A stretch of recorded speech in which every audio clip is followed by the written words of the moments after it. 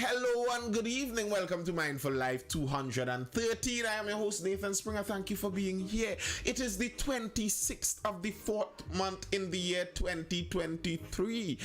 And it's 10 p.m. Thank you for joining me. It's Wednesday. And on Wednesday, being that we belong to the beautiful Twin Island Republic of Trinidad and Tobago, Wednesday we devote to speaking about part of that Twin Island Republic, Tobago. We're talking about the Tobago side on a Wednesday. That's what the discussion is here. And yes, Adrian Sunny. And today we're starting talking because there has been some friction between the Prime Minister and the Chief Secretary over in Tobago. And we'll dive right into it. Dive right into what the Prime Minister had to say and the response from the Chief Secretary. PM tells THA's Farley, you have no mandate. Call election now. The Prime Minister has issued a stinging condemnation of the Tobago House of Assembly's Chief Secretary Farley Augustine and his executive saying they did not have the mandate of the people of Tobago. Dr. Rowley said if Farley and his Tobago People's Party members wanted to be taken seriously by the central government and Tobagonians, he should make arrangements for an early election. In an op-ed posted on his Facebook page on Sunday, the Prime Minister spoke of the behavior of Augustine and his THA executive, saying even at this confused stage should be of great concern to the national population. The problem, however, for the Prime Minister is he is wrong. To say that Farley and they do not have a mandate is incorrect. You could go back to the definition of terms. You know, these words have meanings. A mandate means you're officially placed in a position. An official placement is a mandate. And the nature of the THA Act means that they were officially placed there. Chris 868 says PM should call an election now, crime out of control, prisoners and corruption at its highest. Well, you're echoing the sound of there of the opposition leader. The opposition leader was calling for much of the same, much of that same stuff with the Prime Minister. The Prime Minister must call election now and get rid of himself. Not Tobago, to study Tobago. He must call election now. And I understand that call, but just as the Prime Minister cannot make the Chief Secretary make that call, nobody can make the Prime Minister make that call either. And the thing is, the Prime Minister is wrong because they do have a mandate. The Tobagonians, the Tobago People's Party, the former independents they do have a mandate. They were placed there. The Tobago House of Assembly Act allows for voting in terms of persons. And the thing is, personally, I kind of prefer that. I think that's a good thing. Like, I understand the quibbles people have about what's going on in Tobago. Now, I understand the quibbles, but I think that's a good thing.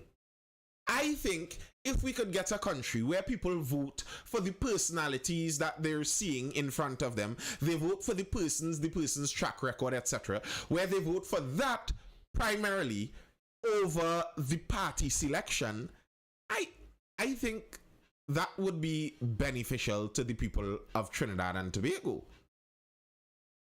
I think that would be beneficial. I think that's actually a good thing. But the reality is, the Prime Minister here was arguing for something that is his opinion. He's arguing about something that is his opinion. Just how the opposition calls for the government to call election every other day. Every day you see the opposition on a platform, they're like, call elections now. I remember the opposition lost the election like this month, and by the next month the opposition is on a political platform.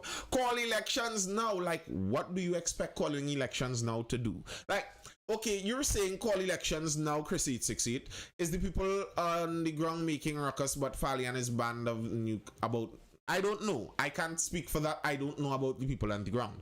But You're saying call elections now. What is that going to do? What is calling elections now going to magically do? Like, even if you think the PNM is the worst thing for the country, what makes you assume that if you call election now, the PNM isn't going to win again? Do you think that this current United National Congress has what it takes to beat the PNM anyway? So what's calling elections now going to do? Renew the PNM's mandate to last another 5 years? Because if you had to ask me my prediction is if we were to call election now, the PNM is going to win. That's my prediction. The UNC isn't in any position to win any election. Right now, they just recently fell out with their social media staff. One of their most famous trolls who is out there harassing everyone on Facebook, was just fired. Unceremoniously fired from the UNC. They don't have their online army. The UNC has pretty much never won an election by themselves in the history of Trinidad and Tobago. Pretty much never. I think one election they basically won, and was it one? Yes, one, and it didn't even last. But generally speaking, the United National Congress only gets into power with partnership, with an alliance. They don't have an alliance currently, and they have a leader that has already been rejected by the electorate over and over and over again. They're not going to win. I don't see them winning an election if they call it now. So I don't even understand the calls for election now. That makes no sense. But either way, we're talking Tobago. And over in Tobago, the Prime Minister is making that same call. But as I said, it's the same thing like when the opposition makes that call. It's his opinion. The Tobagonians don't have to listen to him because there's no legal requirement for them to do so. And the Chief Secretary allowed him to know this in no unclear terms. Farley and PM Rowley's call for fresh THA elections. Mind your damn business. Time to change history and vote otherwise than PNM and UNC. Good luck with that. Chief Secretary Farley Augustine has told Prime Minister Dr. Keith Rowley to mind his business.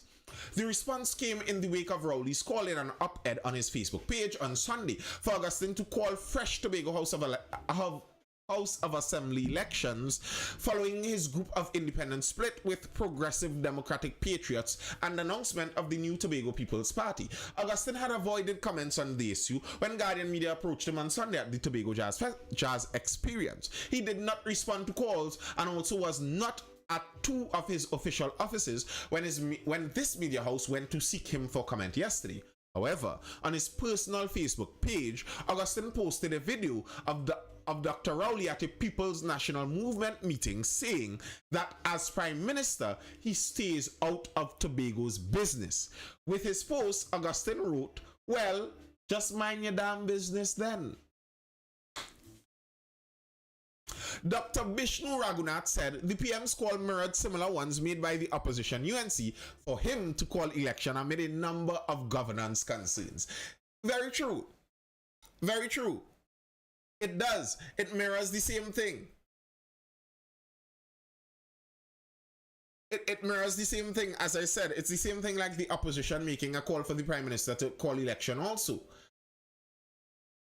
That is the Prime Minister's call. It does not have any weight in law as it stands right now. We have to be wary as to what the law says and what the calls are, Raghunath told Guardian Media. There was another similar scenario about 2 years ago when we had the 6-6 tie in the THA. Although the Prime Minister had the legislation passed in March of that year, he refused to proclaim it to call an election until the legislation was actually proclaimed at the end of July, which allowed the PNM-led THA to hold on to power for an entire 11 months or so without having a mandate. He argued that while Dr. Rowley was within his right to make the request on ethical grounds, there was no obligation by law for actions to follow. The question is, one must have to look at all sides and also look at the law, and as far as I am concerned, the law does not dictate or direct that an election be called now based on the internal political developments of the party politics in Tobago. It's the PM opinion as a citizen of TNT. Correct. Correct. It is the Prime Minister's opinion. And listen to this. Listen to this. I said this in the video that I made on this, the short video that I made on this. But I also find this very strange because the Prime Minister here is making a call against the legal duties of people. Farley and his team are not breaking the law. As Dr. Bishnu Raghunath said, the Prime Minister is making a call here on what he believes are ethical grounds, what he believes is right and wrong.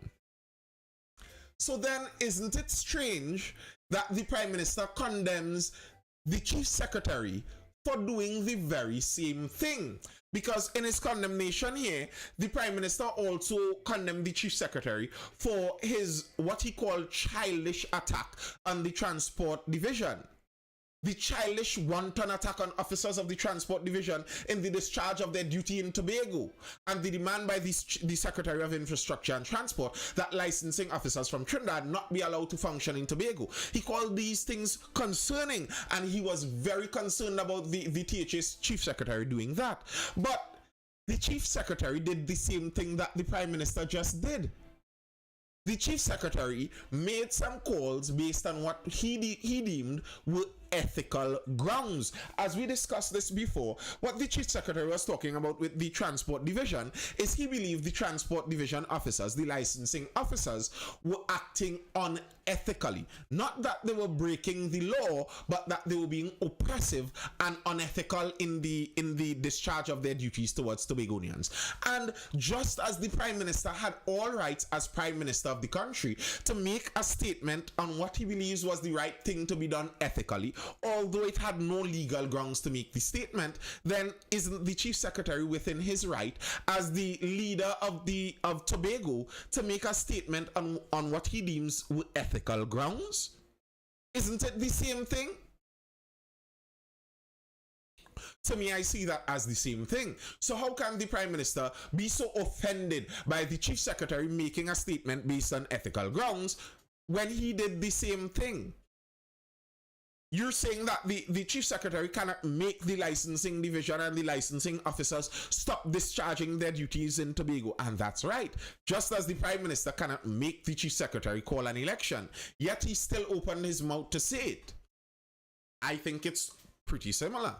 868 TT says no. No to what and why? No to what and why?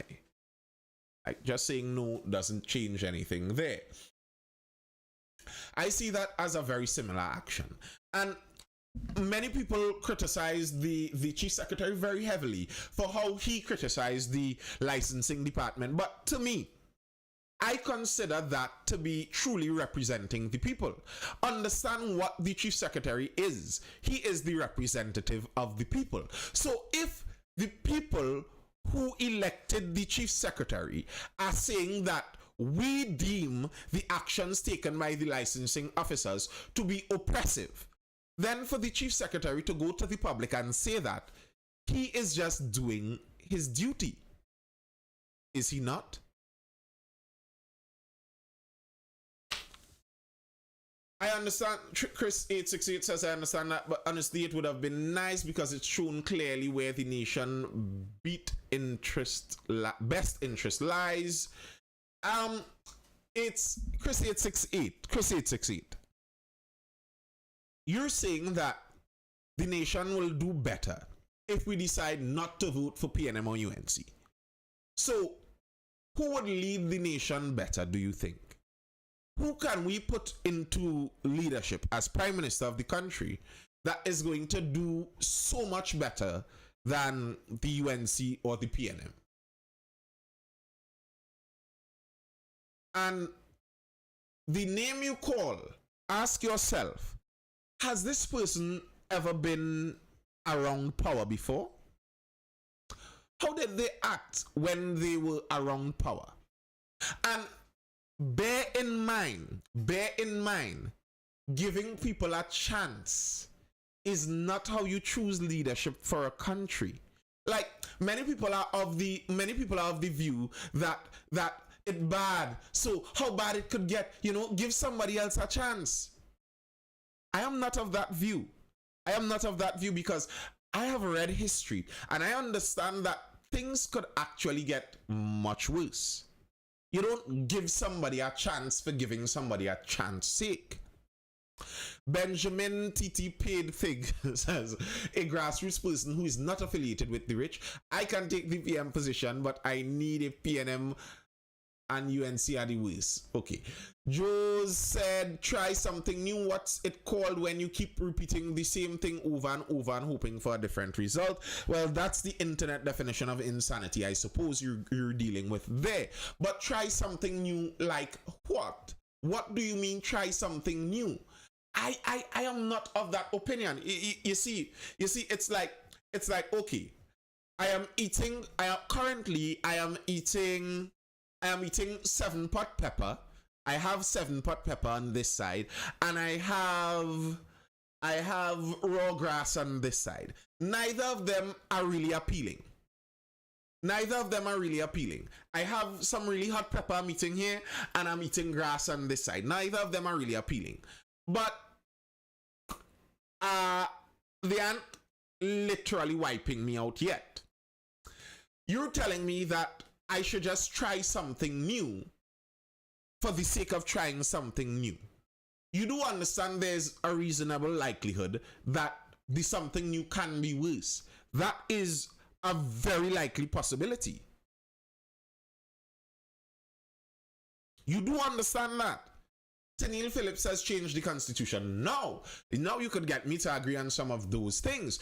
I could agree on that. We could talk about constitutional change. But I am not easily excited by just some new person throwing their hat in the ring. Eudoxy Bennett says, as a Tobagonian, the PNM also addressed other issues that are affecting us. Benjamin TT says, imagine both of them can't curb crime and they have doctorates, big education. I have the crime plan, Benjamin says. Okay, sir. Good night, Officer for Justice. John Robbie says, not sure if anything or anyone can be worse than the PNM and UNC. Are you serious, Junior Robbie? Like, you see, when we say things like this, Junior Robbie, we are not actually being honest. Yes, you can. Yes, you can. You can jump in.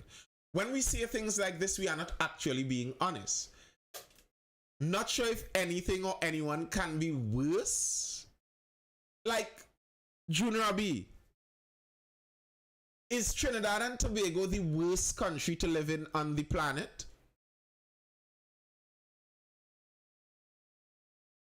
Like, honestly, answer that question.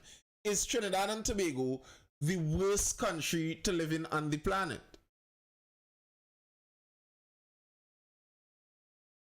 TikTok King says, yes. Well, we know you're not being serious with that. No, it's not. And like, something that really bothers me a lot with political talk sometimes is the way we exaggerate and are dishonest about how we're talking about it. Like, if we want to talk politics, if you want to speak about politics, you must be able to be honest in your assessment. You must be honest. And Trinidad and Tobago is not the worst country to live in at the moment. We know this. It's not even close to the worst. In fact, Trinidad may be one of maybe the top 20 best countries to live in at the moment. Trinidad is a very good country to live in. You go to many other places and you quickly realize Trinidad is not that bad. Now, this is not to say that we don't have many problems that we really do need to deal with. Junior Abi says, but we can be the first world country and we have the resources for that. I don't deny that, Junior Abi. No, I don't deny that at all. I'm not denying that. But to say that we can't be worse is being dishonest. All right. Positive, you were saying something, sir?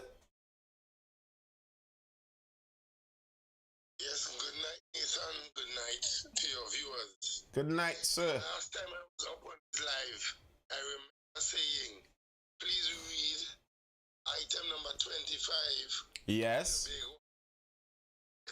And please check 70 the Constitution. As you did couple of you said, like you say, I told to me, I think this was all because it comes right to the root of the Tobago challenge of autonomy and self-governance and the ability the cabinet has. Because even in this banter, I genuinely am not a fan of the current Prime Minister. However, when I read his press conference and he made reference to Section 75, I agreed with him. I believe there the cabinet has ultimate direction and control, and simply based on that, I agreed with him. What I had a problem was that whole press release could have been done in two releases. One could have come through the People's National Movement social media platforms, and one through OPM. The Section 75 quoting and all of that could have came through OPM. The other bacchanal and the politics and the PDP falling apart, I think that should have came through his personal or the political organization. Simply because they're trying to keep a little respect in the offices. The EMA issue, I find that to be so comical and such a folly because we saw a big bacchanal over the stage in the sea and we didn't see no legal battles coming out of it. We didn't see the EMA putting out no follow-up statements. So I find that whole EMA argument to be nonsense. You know, that's a very good point, Positive Radiation. That's a very good point. Because to me, the EMA basically proved that what the secretary said was right. The EMA showed that that they didn't need their clearance because they didn't get the clearance, they did what they did, and there was no consequence to it. So basically it was a self-fulfilling prophecy. Because there was precedence. There was precedence. The good racing facility in Buku, was there EMA clearance for that? The Victor E. Bruce Financial Complex, was there EMA clearance for that? Pigeon Point, was there EMA? There's a number of quote-unquote government structures that we can ask for the EMA clearance of. Mm-hmm. So I think the presidency is set as it pertains to the EMA and the EMA operations. And what I think makes it even worse is that we're seeing where this current, let me just say the administration, because I believe there are some very good PNM members of parliament who really trying and doing some good programs. However, the Prime Minister is using his influence and influencing quote-unquote independent institutions, and it's beginning to affect the credibility of some of these institutions. And I think Tobagonians are waking up and smelling the coffee. The younger generations of Tobagonians now, we're not just taking the media clippings and the small thing. We know we do a lot more reading, we do a lot more research, one. Two, I think we're missing a key individual conversation. Have we observed that Mr. Hochoy Charles has been very quiet on this matter? Yes, I did. And I think that's because Hochoy is a smart person. I think Mr. Hochoy is waiting to see where the chips land. And to me, that's kind of how he always moves, you know. He waits to see kind of where the plays are made, and then when he sees the plays made, then he makes a comment on it. And that's very wise, because if he understands and he seems like one who understands the legal grounds behind this thing. So if you understand the legal grounds behind this thing, you know that when the Prime Minister talks, when the Chief Secretary talks, sometimes they could say things that they don't actually have any control over. So they could just be talking emptily. So you could wait a bit and see where things go and then make a statement on this. As you're talking about legal ability and the Section 75 and all of that, here's something very interesting. A very interesting article coming from the former head of the former people inside of the PDP. Watson Duke, Rowley too weak to force THA election. Political leader of the Progressive Democratic Patriots, Watson Duke, supports the Prime Minister's stinging condemnation of the Tobago House of Assembly's Chief Secretary, Farley Augustine, and his executive, saying they did not have the mandate of the people of Tobago. Speaking with Newsday on Monday, Duke agreed with the PM. We are currently in a position where Farley and his gang have hijacked the THA and there should be an election. He labeled the PM too weak to withhold the cash and force an election. He is too weak. He is playing a game where he hopes that every Monday morning I would come and fight Fali. I would not be fighting Fali. Fali is a product of my party. I would not fight Fali. I would give him a few blows. Listen. This man should be scaring people. This man should be scaring people. He wants to lead this country.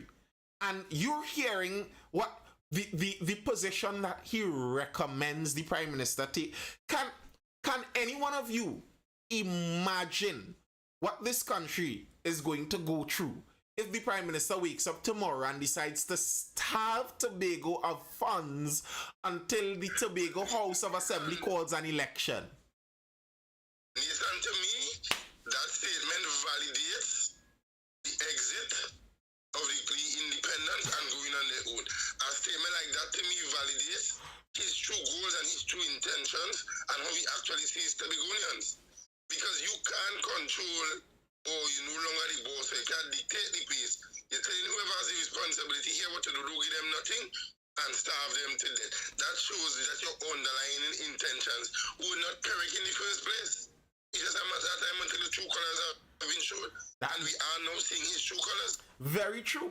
Because that is insane. Like, in the first place, I don't think Dr. Rowley has the legal ability to do that. One. Two, that is going to make us think on the global scale in terms of ethical violations. And three, for somebody who says your aim is the betterment of Tobagonians, that is going to make Tobagonians suffer. Like, you're calling for Tobagonians to suffer just to get rid of Fali? Really? Nah, man. And at that point, as I'm saying previously, this clearly shows where his intentions were. To me, this validates the exit of the current administration one. To an X factor, I think we need to throw into this conversation. And I think I said it somewhere else previously. Trinidadians need to be given a fair opportunity to understand what happens in Tobago. So sometimes when I hear somebody, I was listening to a radio station this morning, I was to switch it off. Because what they're saying is Fali has no right to speak like that and he's wrong. And he wants a boss. But we have Tobago Day coming up on the 4th of December. And the average Trinidadian does not know that there is something called Tobago Day. They know Borough Day. They know about City Day and these types of things, but they do not know. So I think some of these fundamental things we need to change the way we educate the Trinidadian public. Two, every time funding is withheld from Tobago, you see an increase in crime.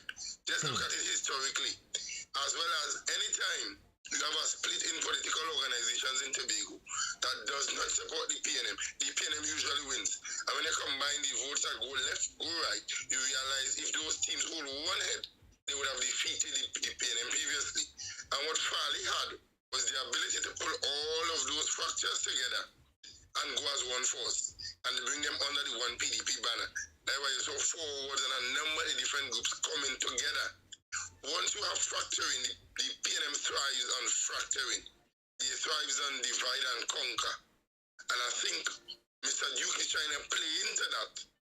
And I think he's of the ideology, because he's a very calculated individual, even though he speaks nonsense.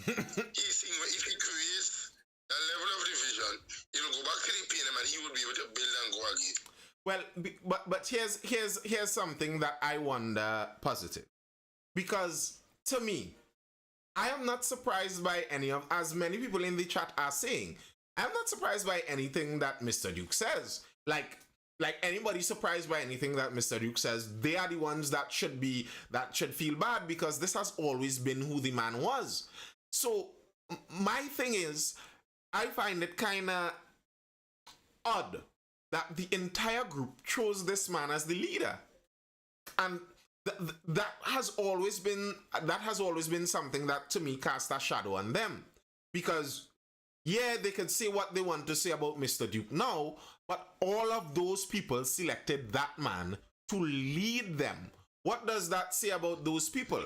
Either they are opportunists of the high level, of the highest sort, or they are poor judges of character. There was a statement made by Bas Diopandi. Politics has a Morality of its own. There was a number of Tobagonians who openly said that they're not going to support Mr. Duke. I always would say, if you look at the previous campaign, when he had the assets, we know Mr. Duke had the assets going into the last campaign. But we can count on one hand the amount of times he appeared on a political platform. And I think that says a lot. When he made the decision to have Mr. Augustine lead the team, at one point in time, the PNM Tobago Council literally calling for him because they know they could get him to speak out of turn. It's a lot harder to have any of the members of the team say things that can make headlines or you can use clipping of for your campaign. But I don't have him on the platform and it took him enough he can speak. I agree. I agree. But he brought capital, he brought campaign finance. I think he brought in critical assets that was needed for the campaign that the others don't have. Now that they are elected and have a base to build on, even if you break a branch from the tree, you could stick it into the ground now and it would begin to create roots. Well, a couple But if you do have a branch, a couple of things on that though positive. One, I am not sure how ethical I would hold it. I'm not sure how ethical I would hold it for you to say that, okay, we knew this man was a bad man, but we wanted the resources to do something good. So we put him as the leader of a group to come and govern everybody just so we could get the resources. That's one. And two, just now, and two, he wasn't the leader. He was the leader. He went to them and Wait. He wasn't the chief secretary candidate, but he was the leader. Without a doubt, he was the leader. That was clearly said over and over. There's a pastor in the group that made a prayer and a song about rallying around the leader, and the PNM wants to bring down the leader, and we need to rally around the leader. So don't gaslight us and say he wasn't the leader, because we know he was the leader. We know that for sure. So yeah, one, there's the ethics of using someone you think is morally questionable and using their resources for what you think is a good reason. And then two, in that case, to me, that gives what Mr. Duke is saying great credence, because this group used the man. These were users. They used his resources, and you plainly say it, his resources. They used his resources to catapult them into power, and when they got into power, they gave him the left foot. That seems underhanded even. It's not a wrong statement to make. I wouldn't see it as they gave him the left foot, because even sometimes as a leader, in order to grow, there are times where you have to take the back seat in some cases. Some cases you have to be prepared to take constructive criticism and so on. And I think when he became there and there were some issues in the assembly itself, I personally was of the view Duke was beginning to get very rogue. How can you travel on trips and don't want to submit reports? With state funding, how could you demand that the chief secretary send money to you for a group out there? You understand where I'm coming from? So I think he began, when they got elected, he began to move from being a leader to a dictator to a boss. And I think from my perspective, I could be wrong. I'm not perfect. I'm not no political scientist. Me not get no degree. But I think that the factor became, because sometimes even if you have a poor leader, sometimes the group around the leader itself can't cover him. Sometimes the leader could also come to the agreement that are really moving off or moving wrong. Because the people of Roxwood and Afford has a lot to consider now. And the thing positive, I don't disagree with what you're saying there. There's only one part I would tweak. I wouldn't say that Mr. Duke, like, he suddenly started to act in this way. I would say that has always been who the man was. So when they got into power and he started to act within his character, then to me, the people who are out of place are those who are surprised. It's like the story, the little story about the scorpion and the toad, where the scorpion asked the toad to carry him across the lake, and the toad is like, no, scorpion, you're going to sting me. And the scorpion is like, no, how would I sting you? If I sting you, we would both drown. Of course I'm not going to sting you. So the toad took up the scorpion and carried him across the water. 3/4 way there, the scorpion Took out his tail, blap, sting him, and both of them sinking. And as they're sinking, the toad is like, but why? And the scorpion is like, because I'm a scorpion. It's in his nature. And that's the point I'm making. It's not that I'm saying that some of the things, like, I fully agree. What went on in, where was that? New York? That was insane. That's not how governance is supposed to run. But that has always been who the man was. Mr. Duke went to Upper Lavantil, I believe, when he was making some of his Trinidad movements, and said that, and he told some of the guys on the block, some of the block limers, that the MP should at least thief some money and give us. Like, at least thief some of the money and give us. So, if this is the kind of statement that the man is making from the jump, if you work along with this man and then he gets into power and he starts to steal the money to give to people, you cannot be like, oh my God, the leader that I have supported now steals money. How could that be? The man said that's who he was. So, like, none of the things that Mr. Duke did were out of his character. They were all within his character. So for these people to act like they're now surprised, it seems a bit disingenuous to me. It seems like they all knew who Mr. Duke was. They used him for his resources. They used him to get into power. And then when they got into power, he's now more of a liability. So they got rid of him. Because the actions he took, yes, there was something, but that's always who the man was. That's always who he was.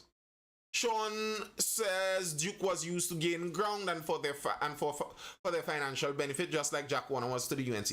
And the other part with this is, what is Mr. Duke's claim to all of these resources? That these PDP members used all of these resources to carry them into power. Where did these resources come from? Or does it not matter? Well, from what we heard, from what you would have stated publicly, we know some of his payments after leave, see, these just based on what he would have said. So, no court closed. But I think this is a question that somebody was mentioning earlier. We are looking to campaign financing here on a whole across the country. True. Because I would always say we pay for free jerseys by a cutback on corruption and all these things. I agree. But the thing is the TPP group is putting themselves forward as doing things different, as we aren't the same old. We're looking to do things differently, upgrade from this corrupt old practice. But if your very entry into the position was using some of those, you understand that your word doesn't have the same weight. But sometimes in life it's not how you start but how you finish. I agree, but all the time in life, how you start does affect how you finish. All the time. Now, it doesn't determine it, but it does affect it. Agreed. No, but I think for me, overarchingly now, because I am still observing the TPP, I have not made a decision where I would stand, because I've always said it, I don't believe in party politics. I think party politics is a large part of our problem. And it creates room and it allows corruption and dictatorship. Because I can be a part of a 15-man team. And if I one kick against corruption and the whole team is in favor of it, what happens to me? But I think in the TOBAGO case specifically, deal with some of these matters, we have to go back to the autonomy bill and the reason and the rationale behind it. Some of the legislation that comes to it. Because I think in some of these cases, there should be mandatory meetings between the chief secretary and the Prime Minister. And the accords for that, but we don't know how regular they meet. We don't get updates, the public don't have updates on it. The Chief Secretary is allowed or he can be invited to cabinet meetings to speak on issues related to Tobago. Since the inception of the act, how many times has that happened? How many Tobagonians know that the act dictates that the Prime Minister and the Chief Secretary are supposed to meet? How many know that he's allowed to be a part of cabinet meetings, but not vote on it, but he's allowed to contribute on matters relating to Tobago. And the same should apply to the borough councils and to the corporations. If there's an issue in the Port of Spino, the Governor's Corporation, the mayor or a team from his office is supposed to be a part of the cabinet or to be in the meetings for those types of sessions. But if you have an uneducated population, they're going to make an uneducated decision. I agree, and I believe, generally speaking, Trinidad and Tobago we should lean more into civics classes and understanding how governance should run. And I think this is a problem I regularly have, and I think it's something that is left back from colonial days, because in colonial days you weren't a part of your governance, you were part of the workforce. The governance was the main country doing all of that. So I think we still have some of that, where many people aren't very in tune with the civics around them. They don't know how the governance structures run around them. They don't understand how governance and politics works in the country. So yes, I agree, we should have more of that. And I think if we have more people interested in it, then we would have then we'd also have access to more information, where we could see what is happening. Because maybe some of those meetings that you're talking about, they do happen. Maybe they do, and we just aren't given the information on this. One interesting bit of news that I want to highlight, another story there coming from Tobago, and it was something that we spoke about in regards to Tobago also. A nice development, something positive. TNT gets FAO money for bananas, sheep, and goats. The United Nations has embarked on US $250,000 initiative to boost TNT's food security. The global development body hopes this can also be extended to the region soon, especially as the Caribbean continues to face an exorbitant food import bill of US $6 billion.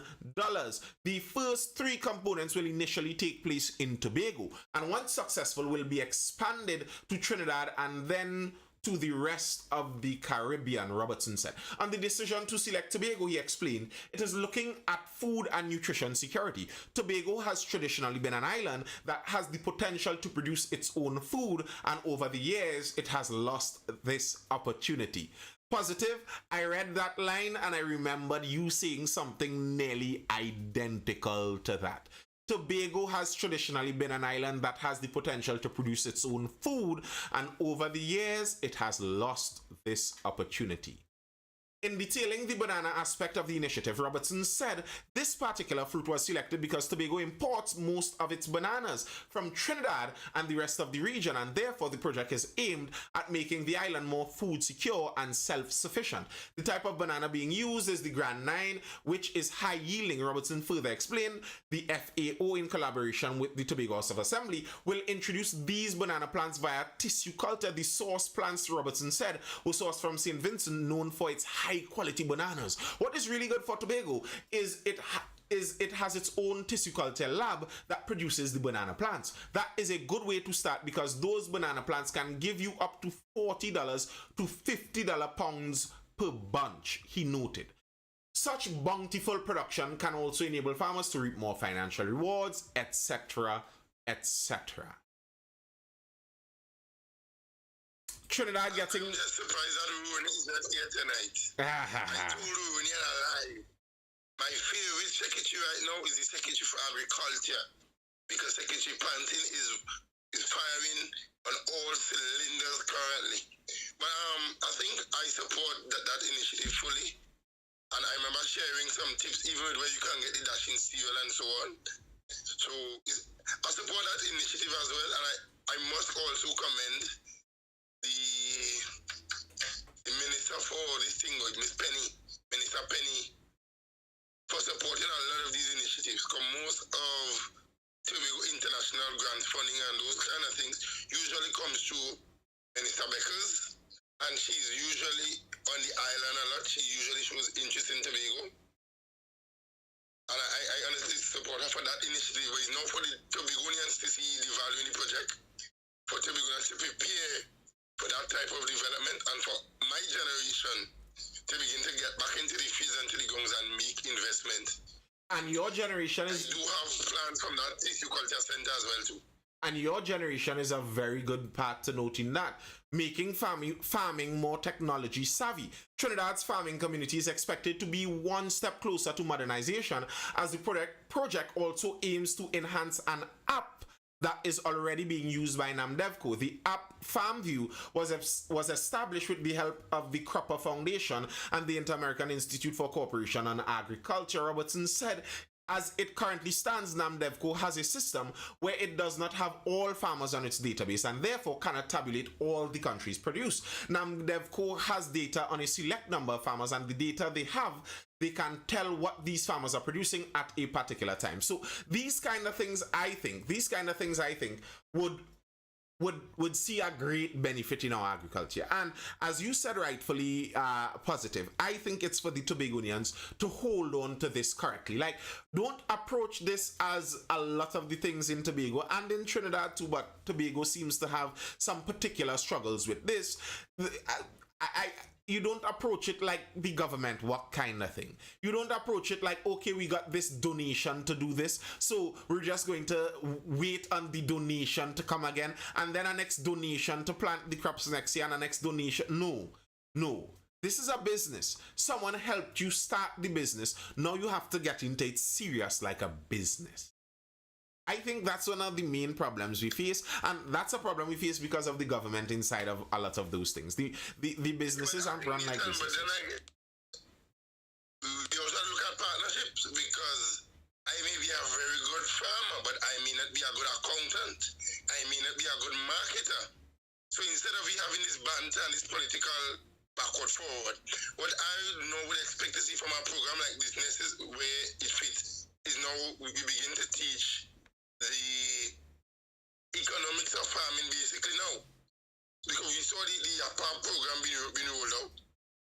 I don't know if it's Trinidad or Tobago. I know some of the Tobago guys who applied for the program was having challenges in youth in agriculture, and I'm now thinking we now need to think and look beyond that. So if we can say, for example, we could get 500 heads of planting per month via contract farming, we could now think and say, okay, I can employ 2 other young guys in the area. Let's say medical marijuana is a big industry as well. So them guys they might have the 1 or the 2 tree. So I'm just saying, because they are allowed a certain amount of trees according to how many persons in the property. Yeah. If you have 2 or 3 farmers, that's a small thing. Because most times the guys who involved with agriculture, they like to smoke the liquor thing. So them guys might get a little 30 grams on spot. And who knows, that might help the field, it might attract more bees. So then the honey producers might benefit. I think we really need to look at it from a whole... I fully agree with what you're saying there. Money in agriculture. Here's what I think though. I don't disagree. I don't disagree that we need to train people in the business side of agriculture and all that. But I think primarily we need to get people interested in agriculture in and of itself. If someone becomes an efficient farmer, the marketing side, the business economic side actually isn't that difficult. So for example, there's a farmer I know. The guy was a carny worker. I don't think he graduated from secondary school. He dropped out of secondary school. Not any big education guy, never had any great side projects to educate him. And when I was starting up with my garden, with my farm, I was speaking to him because he has been a farmer for many decades. And I asked him about how his earnings go. And he told me he never busts farming. He has never bust farming. Once he plants, he sells, and he makes the money. So I'm not saying that teaching the economical side of agriculture isn't very important and wouldn't help people greatly. But I think sometimes we overshoot in looking at some of those things. The most important part is getting well-disciplined, well-trained farmers. If you are a well-disciplined, well-trained farmer, if you are able to bring 5 acres of planting at near maximum yield, you don't have to worry too much about the economics. A restaurateur may find you. Once you do it, they will find you. The main part is your ability to do it. And the reason I say that is because I find that as some of you know, I do some teaching also. Good time to drop this sponsorship. Just by the way, these lives are pretty much all brought to you by Mindful Education, Mindful with 2Ls_education. If you're looking for us over on Instagram, we provide learning pods for students from the age of preschool straight up to CXE. Those are small in-person classes with a homeschool style learning syllabus, and they aim to make teaching much more comfortable and practical for the students. We also offer private tuition, private tutoring for basically all CXC and CAPE subjects. If you're interested, be sure to hit us up. But yes, one of the reasons, the idea that, you know, what we really need to do is teach them economics. One of the reasons that some of those things throw me off a bit is that as a teacher, regularly realize some people in this generation, they're always talking about the step 6, step 7, step 8, and they don't take step 1. So, why I really need to understand is how to boost my ads now. If I could boost my ads right on Facebook and on Instagram, by my business gonna real take off. If I could boost my ads right and ting. All right, okay, so what is your business? Well, I do a taxi service now, I do hire work. All right. So you're on the road now, but I don't like to drive on the road too much, you know. I get kind of tired now, but I just waiting for somebody to call me. You understand? That's the attitude a lot of young people have with work, where they're looking for the further and further steps, and they aren't doing some of the first ones. So maybe, yes, we teach you agricultural economics, yes, but first, grab the fork, dig a hole, put the plant in the ground, and keep molding and watering the plant. That's the first step. We learn the economics after you learn how to bring the fruit. But what is wrong with hiring someone to do marketing and accounting? Nothing is wrong with that. Obviously. But that's how you create an economy. That's how you create things to flow. That's how you get it happening. Because everybody has their own specialty. Saying in order for us to cultivate a good economy, I am strong in planting, you are a good accountant, you are a good marketer, we all work together. But in Tobago, Nathan, it does not go like that. I was at an Empower session last Tuesday in Canaan Bonaccord, and one of our young entrepreneurs was telling us that exactly what he was saying. Are you willing? You need 4 million to start. And he drew the example. You need 4 million to start. Are you willing to risk 4 million out of your own pocket, or are you willing to get 3 other guys who are willing to invest 1 million too? So if you stand to lose, you all each lose 1 million. But if you gain, you all gain more than the 1 million. But if you want to invest 4 million on your own, you stand to lose 4 million on your own. And when you have other stakeholders involved, the chances for you allowing that or wanting that to fail is less. Because when you think you're doing it, other partner will say, bro, we can't lose money like that. You have to find some way to make it work. So I think networking and team is one of the things that came true. As we did as well, I must commendation to the MP for Tobago West and the Minister of Sports and Community Development on the Empower TT program. The Empower TT has been making serious waves nationally. And I think, Nathan, if you have the opportunity, I recommend you go to one of these M zones and you just sit and absorb the knowledge. And as a professor, I think you may be able to even share some knowledge to the young men in the sessions. They are really fantastic sessions. So Empower TT is a very good one to check out. Miss Bennett, you and I have had these types of conversations on social media very often. You may not identify the voice and the photo here, but if you read the item 25, it says, without prejudice, section 75(1) of the Constitution, the THA shall be responsible for matters set out in the 5th schedule. I remember during my period or during my time as a youth assemblyman, we had to extensively dig into the details of this. We had permanent secretaries, different people share at the Tobago House of Assembly chamber.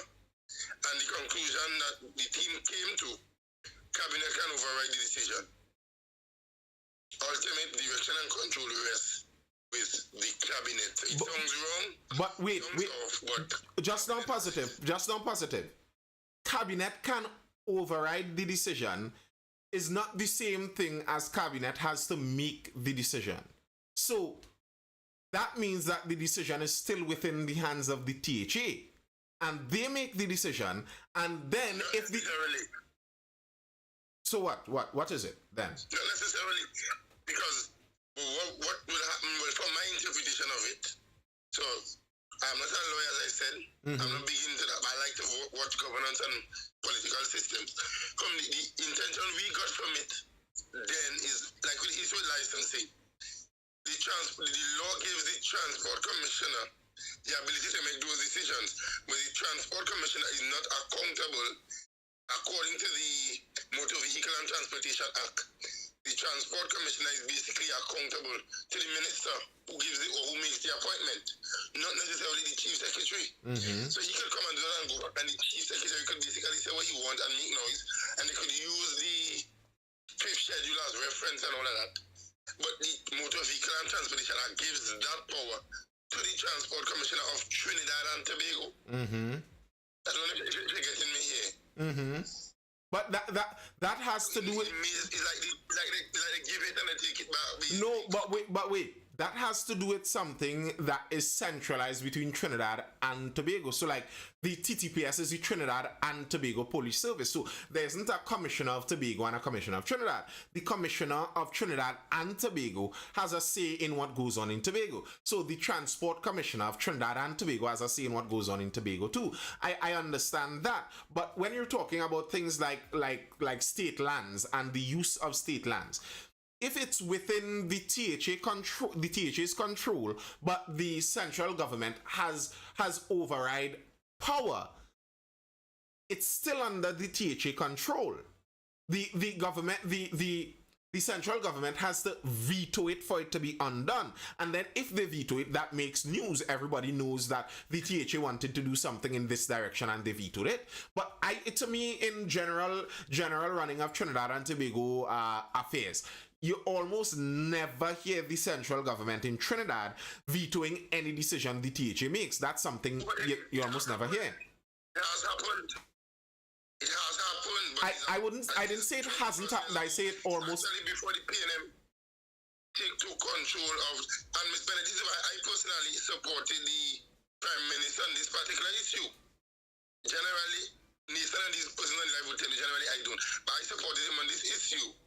Because it sounds wrong, they don't do it because politically it could create some problems.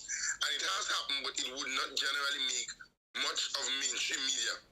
This current THA administration is actually pushing the THA Act. I think that's the best way to put it. Every responsibility that they have, they're going to push it just to see how far the Act could go. And this is why I support the statements of Mr. Martin George. Push the Act age limit. Let's see how far it could go. Let's see what we can and can't do legally. I agree. I fully agree with that. And discuss these and say, yes, this could do. But sometimes there are a lot of nuances in the laws. The law is a very, very tricky thing. Well, you see, that's why they have legal counsel. So they have legal counsel. They could take the advice from their legal counsel. And if something goes awry, it goes to the court and the courts decide. It's not like they have to pay for that. So to me, there's no excuse. Push the act by all means. I have no problem with that. Push the act that way. To me, I want to see the bounds of the act so that at least we could stipulate this. So when Tobagonians say that they want more autonomy, we know how much autonomy the act gives. So then we can know how much more autonomy Tobagonians want. I think in order to have because this has always been a problem with me and the autonomy. You know, I always ask this positive. I don't fully understand what Tobagonians mean when they say autonomy. And I don't think many people do. To me, it seems like some Tobagonians don't fully understand what they mean when they say autonomy. And for us to really get a nice grasp of what more autonomy means, I think we need to understand how much autonomy we have right now, as Tobagonians would have to understand that. You have to understand how much individual power you have in order for you to practically say how much more you want. How could you say that you're demanding more power if we don't even know the bounds of the power you currently have? And for me, could someone stipulate when Tobago says they want more autonomy? Is there a clear idea of what this means? Or is it, as I'm thinking, something that is kind of really murky and kind of changes depending on the person? What exactly does that mean? Well, I think there is where you have a valid point, because a lot of Tobagonians generally, they don't know the act much less to make some of these statements, because they are the extremists, which people might consider the elders who are more on the extreme side, and they're the younger, the next generation of Tobagonians who are saying we don't want to separate from Trinidad. We love our Trinidadian colleagues, but we just want a little more collaboration. So instead of the law reading in a way where the central government can veto, why can't it be where the THA and the central government has to meet together and collectively take a decision? Why can't it be two representatives from the Tobago House of Assembly, two representatives from the actual sitting government, or you have two from the THA, two from the minority, two from the government, and let's say two from the opposition, meet together and following their discussions, they make a decision whether they're vetoing or not. I don't think that is the direction we're heading, but everybody has their own interpretation of autonomy, and I think that is what causing the problem on the island. One, two, they don't break down this information for the man on the street who don't really care about politics to understand. They're not bringing it down to the level where the average individual could chew on it and mull on it and be educated enough to say, hey, what's going on? I think this makes sense. We see this, I'm not too sure, but explain this for me. And the way the consultative scenarios are set up, the average man don't feel comfortable saying it. Because an individual who, let's say, is not proficient at reading and writing, would not go up to a mic in a conversation streaming live and say, boss, you say this thing here, me and too clear and that now, boss, you have to organize me for fear of victimization and becoming memes and those things. So I think that's one of the things we have to do. But we need to change the way some of the decisions are made. I think the same thing I would say for the municipal corporations. If something affects Shogunus, the Shogunus corporation should have both the majority and the minority being able to sit with, let's say, the cabinet and have these things sorted. I'm one for working together and for collaboration and joint efforts. So, Eudoxy, when you say you want the ability to make your own laws, that sounds, there are either two ways to look at that. Either that sounds a lot like secession, which I believe you're not talking about that because you basically said that up there. Otherwise, that sounds like a kind of federal system where like the idea of a federal system is where you could have, as it were, your state laws and you have your federal or national central government laws. So if that's what you're talking about, you have the ability to make unique laws for Tobago, but either way, all right, so it's a federal system, but either way, those laws are still kind of subject to national laws. The problem I see with something like that, because I don't disagree with that. I love the federal systems. I think federal systems make the most sense because but I don't think it's a practical thing for a central government of Trinidad and Tobago to make legal decisions about the life of someone who lives a totally different life in country Roxborough. They should be making the legal decisions about themselves. That's why I am not in disagreement with the Chief Secretary when he spoke about the Transport Division and their oppression in Tobago. I think Tobagonians should be able to see how they want their traffic laws to be enforced. It's their road, their cars, they have to be safe on the roads. Obviously, they should be the ones saying how their road laws are enforced. Like federalism just makes the most sense to me, obviously. But the problem with that is, if Tobago is given that kind of reign, I think other places in Trinidad would like a similar thing. And I think other places in Trinidad may have a good argument for getting a similar thing too.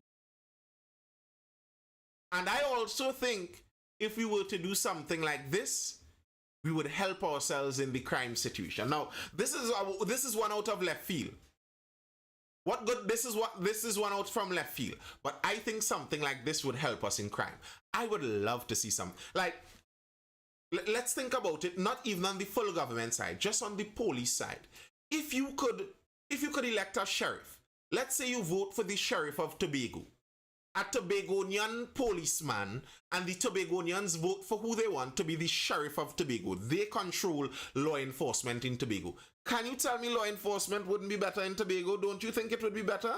Like, if we could vote for the sheriff of... Yeah. I believe that there was an act under Mr. Overland, if I remember correctly. The Tobago policing, I can't remember the details of it now, but it happened under Chief Secretary London. He got unilateral support in the House. Was sent down to come or to go to cabinet basically. And it never saw the light of day. It never came before the actual parliament because they determined the legislative agenda for the year. So it was done. It had joint support from the Tobago House of Assembly. Went down together unilaterally. And nothing happened hereafter. So this is like somebody either sharing and knew. It actually happened. But when it got to where the actual decisions are made, it was not seen as a priority. The reason I say that for policing, I see Anil Sugrim says no. The reason I say that for policing is look at crime in Trinidad and Tobago. A lot of crime in Trinidad and Tobago is criminals from outside of an area come into an area to do crime. That kind of crime would cut down significantly if you have a kind of geographic loyalty to your area in terms of protecting it. A lot of crime, the vast majority of crime is outsiders coming. And I think if you have some geographic loyalty to your area, you would have that sentiment of no outsider coming into my area to do that. And I think you'd actually get some better protection like that. And that's why I think in the federal system, even in the lawmaking system, as Eudoxie was talking about, I think in general that, yes, it would be better. Now, you're saying for the both islands to have it. I don't think it could work for both islands. Because here's the problem, and I think this is what you all want, what Tobago wants, but I don't think it's feasible. It sounds like what Tobago wants is to basically be equal to Trinidad.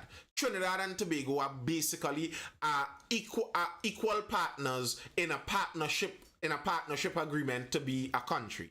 That's not going. Side by side we stand.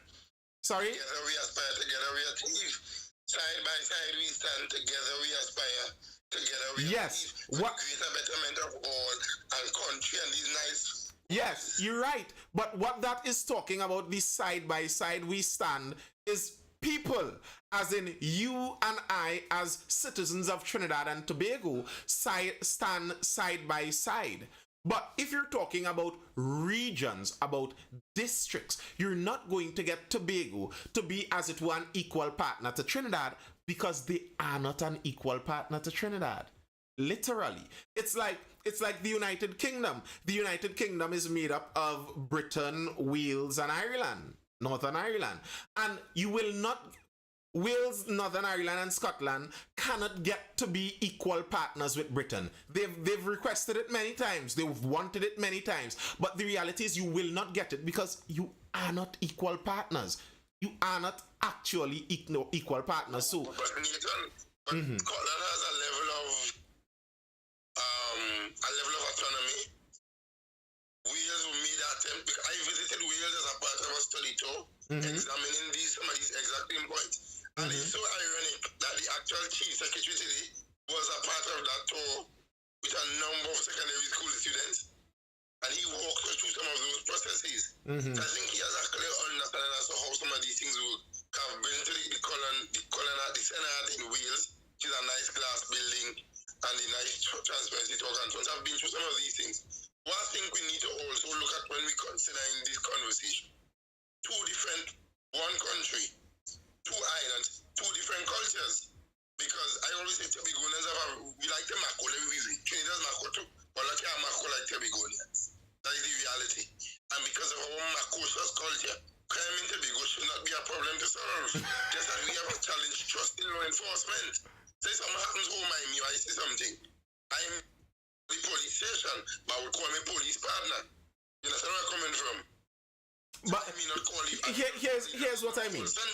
Two parts on that. Where Eudoxie said we'll never be equal, but we are so far behind. I understand that, and I could understand that feeling. But in a previous Tobago talk, I think some of that has to do with the governance style of Tobago, where Tobago got resources from Trinidad, and many of the leaders in Tobago got the dependency syndrome. And I think that has something to do with why Tobago could seem so far behind, because Tobago's private sector doesn't pull them the same way Trinidad's private sector is. Tobago's private sector isn't as ferocious as the Trinidad private sector.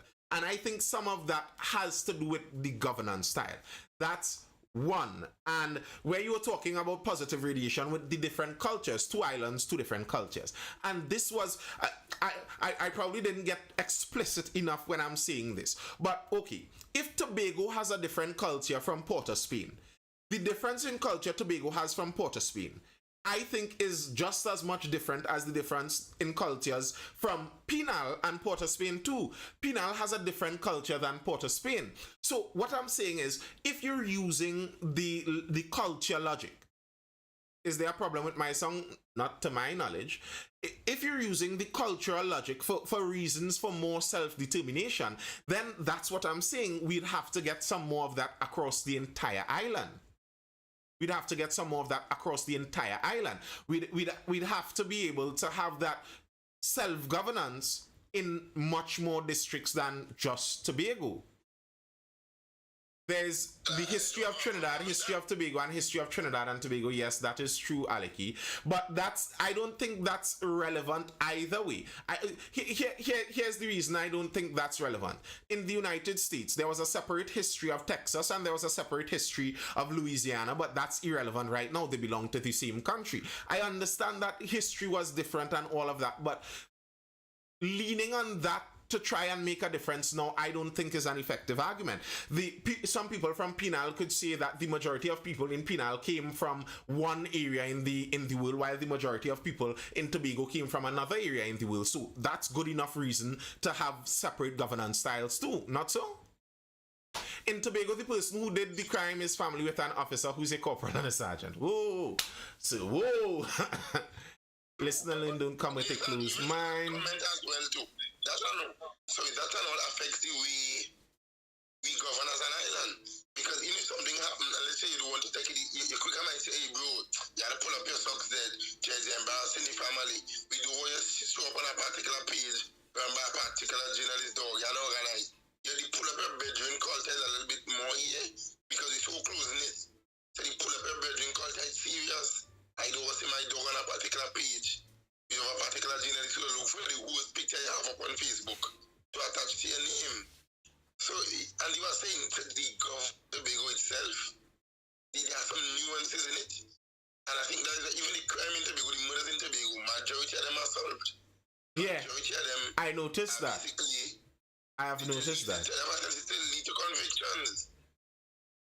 Eudoxie Bennett. These conversations can get so technical sometimes. Eudoxie Bennett, what you're saying there is so true. But as I said, that addressing unequal development and political oppression is a difficult thing, because I think personally, there are some people who want the political oppression in a sense. They want the unequal development, because unequal development, if you, as positive said before, Tobago is a ward of Trinidad. If you're a ward of Trinidad, Trinidad had to take care of us. So some people kind of like that attitude, and the liking of that attitude propagates it, where I want to work where I could go to work 8 o'clock, come home 11 o'clock, and the government pay me.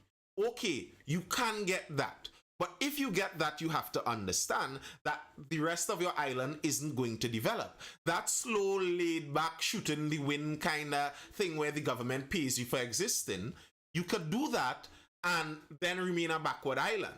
Or you could pull back from the amount of government help you get and try and push more into progress. And are you sure, even as a Tobagonian, are you sure that all Tobagonians want to go in the direction of working harder? That's the problem that I believe current administration is having, because weaning people off the THA system is going to be challenging. Pushing persons into, I think I mentioned this the last time I was here as well, pushing persons into making your own money, operating efficient business is where the challenge lies.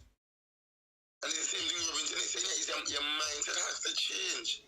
Because we have a private sector that is still heavily dependent on tourism. And even if they're heavily dependent on tourism, air travel is still being secured by the THA. THA is still paying to bring airlines. Why? If we are heavily tourism development society, we're supposed to have a nice thriving A, B, and B culture. We're supposed to be able to pay for your reef tours online. We're supposed to be able to tap your card and on. So we need to begin to think big about it. So we're accustomed into whatever this dependency syndrome that is problematic. And the dependency syndrome works for the political elite. It does. It does. I always say that. You think you getting something from the government is you winning the government. No. The government likes to keep giving you stuff. Authoritarian governments want to take care of every aspect of your life. Because if we take care of every aspect of your life, we also control every aspect of your life. Now, I saw Miss Akila asking... I saw Miss Akila asking why Tobago hasn't gotten maximum. Now, I can't tell you for sure everything, but I could speak as a Trinidadian, and Positive knows that many Trinidadians in the live regularly bring this up. The reality of, you see those numbers disparity where regularly, and I know Aleki spoke about this before and the nuance of this, but it's still, the numbers, the disparity in the numbers are still stark. Tobago makes $200 million. If Tobago makes $200 million, to give Tobago more than the $2 billion, people start to scratch their head. Why are you getting so much if you are not making that much? You understand that if you do not make that much and you're getting it from someone else who made it. That's some of the questions that would have to be answered for Tobago to get more. Now, I am not saying Tobago doesn't have use for more, as some people talk about the Bad Rock Road that needs repairing, and there are projects that need massive influx of investment. I understand that. But remember, it's something like what, 80 to 90 something percent of their budget is recurrent expenditure, salaries. So why would if I'm thinking about this as a businessman, if I'm a businessman in control of Trinidad, why would I give Tobago more money if it seems like very likely what they would do if I double that $2 billion to Tobago and give them $4 billion, what they're going to do is employ all of Tobago under the THA and pay them more. Because that's all they have done. Each time they got more money, they employed more people. It's not a sustainable practice. A change in administration. Remember, we have just witnessed a change in administration. A change in culture, it takes time. You cannot get an immediate change. IJ is not just born today and become 26 tomorrow. And even in wanting and liking change is not an easy process. It's painful, it's hard, it's tedious. I am of the view that this current administration wants to go in that direction. But when you're breaking cultures, or you're changing cultures, it's very, very challenging. Because I am also of the view as well, even in the Tobago space, we have a number of businesses, we're saying it here almost every time, that I believe can stand on its own without any major THA input. But we're so accustomed to being dependent on them that we don't want to go out and push and make it on our own. For example, let me do our next reference. If we have a proper export system here, and we don't need to export items to Trinidad, we're going to have a different mindset and a different way of thinking. If I in Tobago can make a product, have it packaged and shipped to the US efficiently, I would bring foreign exchange into the country. Two, say, well, here what's going on. I don't need that THA work because my private work making more money than what the THA could pay me. And I don't need to work in the THA and work in my business and affect the overall product. So there's a number of mental changes, and I always say if you want sustainable change, you have to start in the schools. So we need to go into the primary schools and teach entrepreneurship into our primary school students and gradually build it and come up. Brenzo, That's where we need to start. Brenzo, we looking to wrap up here, bro. Apologies for that. You should have asked earlier on. Anybody could join. There's no weirdness on who could join. You could join and discuss. Tomorrow, Thursday is Thursday Talks. We come and we talk about any topic, and you can join the live and discuss then. But we're looking to wrap up now, so yeah. You're a little late. But be sure you could be in the live next time. If you, especially the Tobagonians, when we're talking Tobago, you could ask positive. I really like to listen to the Tobagonians because I try to make sense of some of these things. I know I don't know everything. I am sure about that, and I know I wouldn't understand everything in Tobago. And over the past few weeks, over the past months talking about Tobago, I have understood a lot more. And there are some things that seem like really difficult problems to solve. Really difficult problems to solve because it's like the problem where you have one problem here and one problem here, and both problems are jamming against each other, and it's like you have to cure 3 problems all at the same time to stop it from happening. So I understand some of those things are really difficult. That problem with the lack of development in Tobago. I love Tobago. When I go to Tobago, it feels like, I always say, this is something I've said before, it feels like Trinidad runs on 60 frames per second and Tobago is running on like 20 frames per second. Like everything is just literally a little slower and a little calmer. But that's the thing. We have to understand trade-offs too. So if you want Tobago to be slower, you have to understand it's going to be slower. If you want Tobago to be faster, you have to understand it's going to be faster. And like the old Calypso, I can't remember who sang that, The Price of Progress, where you understand that in order to get certain things that we consider progress, we lose some others. So yeah, maybe we want Tobago to be a lot more industrialized and get into that more entrepreneurial spirit, but then understand that the island might change a bit with. So Tobago is so beautiful, eh? Yeah, of course, positive. Give your closing. I think, as usual, I always support these types of conversations and jumping into this space and sharing. I think what we need to also do as Tobagonians is begin to put this nasty political banter aside. If a minister or an individual administration come with a good idea, let me back it. If it ain't good and they deserve tonguing, tongue them. But I think we too small as a people to have that kind of banter. Let me leave that for them Trinidad people. You could watch them laugh, make comments, but let me don't get involved in that kind of banter. Because there are a number of good initiatives that would come from either side of the political bag, from the political game. So let me put on some of the party politics, some of the party loyalty, and let's be loyal to Tobago. Good night. Good night. Well said, positively. Regards. And in closing, I remember I was speaking to a Tobagonian friend of mine, and I was saying something very similar to that. I find when I look at Tobago, some of Tobago's problems seem more solvable than Trinidad's. Not saying they're easy to solve, but the solution seems like it's within grasp. It's within grasp because Tobago has a closer, there's a closer nature in Tobago where you feel like if you talk to enough people, you could get something done. Trinidad, you don't get a feeling as easy. But either way, this was nice as per usual. This has been the Mindful Live. I am your host, Nathan Springer. This was the Tobago Talks, Wednesdays Tobago Talks. Together we aspire, together we achieve. All of us have forgotten that. I don't think we have all forgotten that. I remember that. And together we aspire and together we are achieving. We are achieving more knowledge. So I hope you tune in for the next Mindful Live session, which is going to be tomorrow, Thursday. Thursday is Thursday Talks. We meet, we just chill, we talk about whatever topics come up inside of the chat. See you guys then. As per usual, I hope you're educated, informed, or entertained, and I will see you all in the next video. Laters! Peace, people. Peace.